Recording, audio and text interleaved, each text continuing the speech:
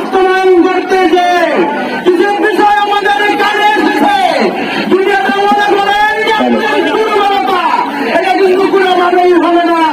যেখানে বাড়ানোর চেষ্টা করা হয়েছে সেগুলো যদি আগামী দিন অব্যাহত থাকে, দায়িত্বশীল ব্যক্তিদেরকে বলতেছি নতুন ঠান্ডা আছে গরম করার চেষ্টা করবেন।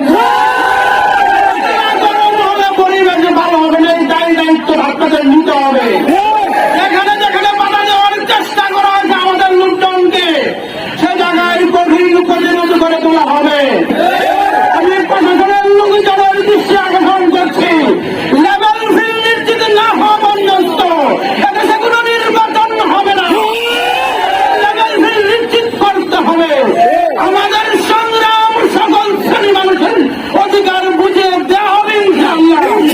আমাদের ইসলাম চাই প্রতিটা মানুষের ন্যায্য অধিকার বুঝিয়ে দিয়েই আমরা বাংলায় সুন্দর একটি শাসন ব্যবস্থা কায়েম করব।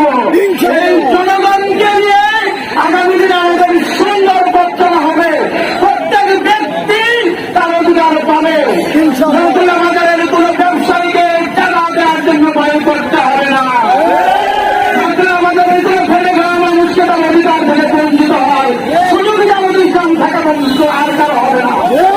আমরা জানি কিছু ব্যক্তি আর চিহ্নিত ব্যক্তিত্ব যারা পালিয়েছেন তাদের আর এদেশের স্থান নেই। ষড়যন্ত্র করার চেষ্টা করুন, আপনার এই দিল্লির মালকে আর ঢাকায় ঢুকতে দেওয়া হবে না।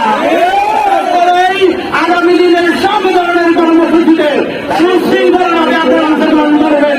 আমি শৃঙ্খলা বিভাগের আহ্বান করছি, আপনারা আইন করে যারা যান, আমরা না বলা বন্ধুত্ব মিছিল হবে না। আপনারা জানেন আজকে রাজনৈতিক অনেকগুলি দলের মিটিং আছে। সুশৃঙ্খলভাবে আমরা আবার আমাদের সুশৃঙ্খলগুলো আমরা প্রচার করবো। আপনারা একটু সবাইকে হেল্প করবেন।